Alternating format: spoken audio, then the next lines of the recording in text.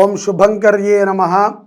వక్రతుండ మహాకాయ సూర్యకోటి సమప్రభ నిర్విఘ్నం కురు మే దేవ సర్వకార్యేషు సర్వదా. ఆదిత్యాయ చ సోమాయ మంగళాయ బుధాయ చ గురుశుక్రః శనిభ్యశ్చ రాహవే కేతవే నమః. నిఖిల శ్రేయోదాయిని సర్వకార్య సిద్ధిప్రద పరబ్రహ్మస్వరూపిణి శుభంకరీ నమోస్తుతే. అస్మత్ శ్రీ గురుచరణారవిందాభ్యాం నమః. శ్రీ శ్రీ శ్రీ గణపతి సచ్చిదానంద సద్గురుభ్యో నమో నమః. మీనరాశి వారికి డిసెంబర్ నెలలో గల గోచార ఫలితాలను తెలియచేస్తున్నాము. శ్రద్ధగా ఆలకించండి. మీనరాశి జాతకులకి ఈ మాసములో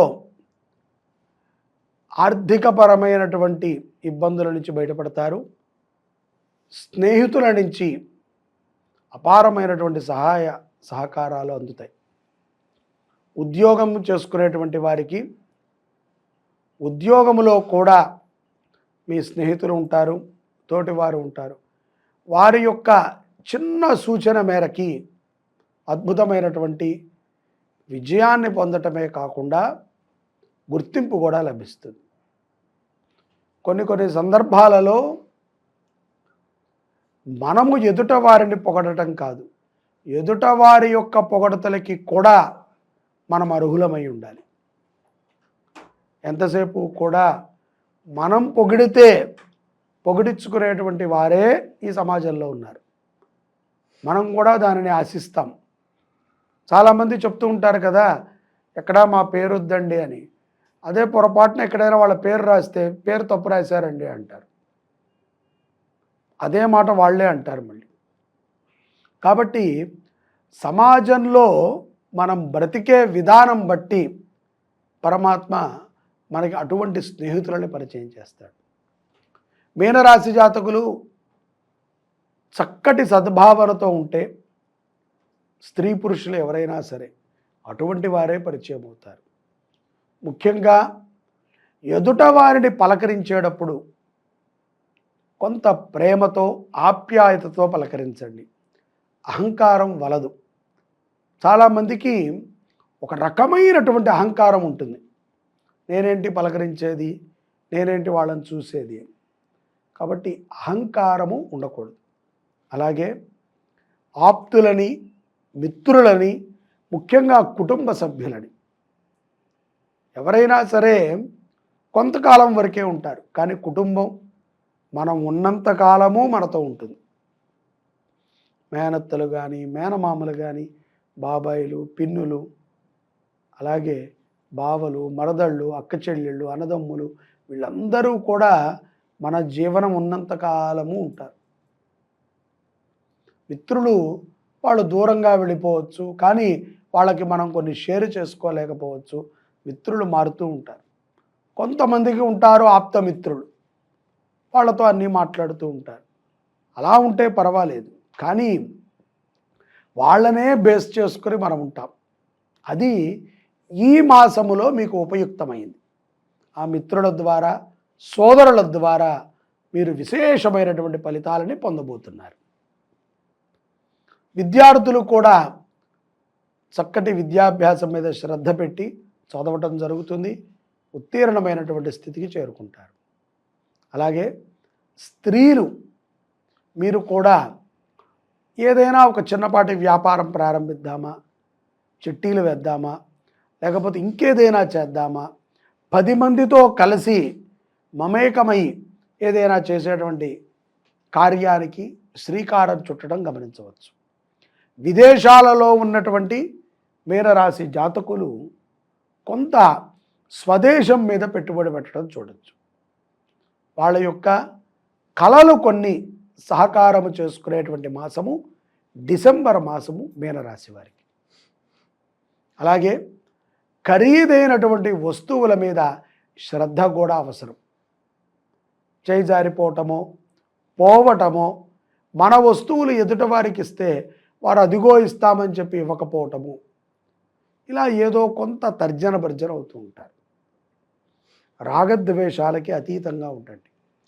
ఎదుట వారిని చూసి మనము ద్వేషించక్కర్లేదు. నచ్చిందా చూస్తాము, లేదా ముందుకు వెళ్ళటమే. దాని గురించి చర్చించి దాని గురించి గొడవపడి వద్దు. భార్యాభర్తల మధ్య కూడా సయోధ్య చాలా చక్కగా ఏర్పడుతుంది. వివాహం కానటువంటి మీనరాశి వారికి ఈ మాసంలో పౌర్ణమి తర్వాత వివాహ గడియలు చాలా చక్కగా ఉన్నాయి. యోగ్యమైనటువంటి సంబంధాలు వస్తాయి. డిసెంబర్ 15 తర్వాత పౌర్ణమి తర్వాత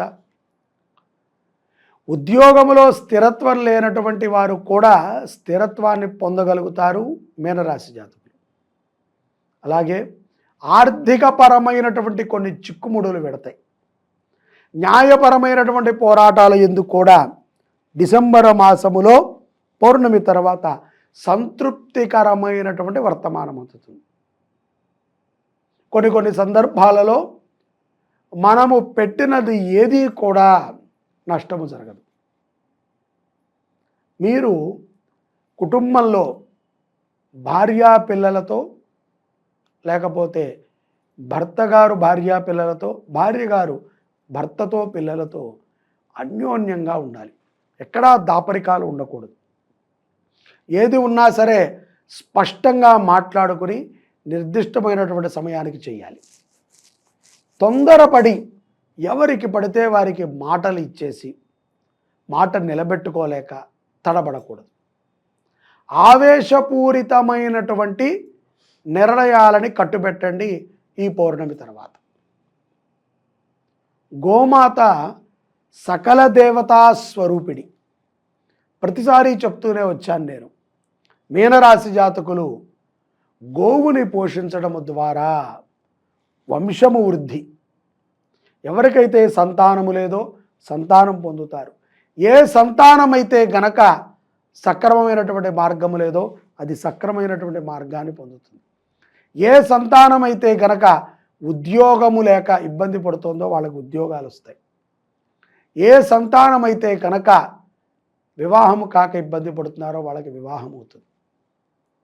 జీవితములో అపనమ్మకాన్ని తొలగించుకొని విజయప్రదంగా మీనరాశి వారు వెళ్ళాలి అంటే గోవుని దత్తత తీసుకుని పోషించాలి. గోమాత అనుగ్రహాన్ని మీనరాశి వారు తప్పనిసరిగా పొందాలి. ఇది చాలా అవశ్యం. అనారోగ్య సమస్యల నుంచి బయటపడతారు. శరీరము చాలా దృఢముగా తయారవుతుంది.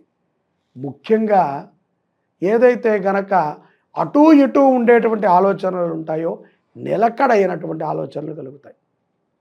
ధైర్యంగా ఉంటారు మీనరాశి జాతకులు గోవుని పోషించడం ద్వారా. ఒక్క గోమాత మీ కుటుంబాన్ని మారుస్తుంది. శ్రీ శుభంకరి సేవా సమితి వృద్ధ గోశాలని మెదక్ దగ్గర నరసాపూర్ అనేటువంటి ఒక ఊరిలో కొంతకాలంగా నడుపుతోంది. అక్కడ అన్నీ కూడా మొసలి ఆవులే ఉంటాయి. ఈ ఆవులని ఎవరైనా దత్తత తీసుకుని ఒక ఆవుని ఈ ఆవులలో వాటిని పోషించవచ్చు. ఆసక్తి ఉన్నటువంటి వారు సంప్రదించండి. తప్పనిసరిగా ఒక ఆవుని దత్తత తీసుకుని 1 సంవత్సరమో 2 సంవత్సరాలు పోషించండి. తద్వారా మీ కుటుంబము ఎంత ఆహ్లాదముగా ఉందో మీరే చెప్తారు.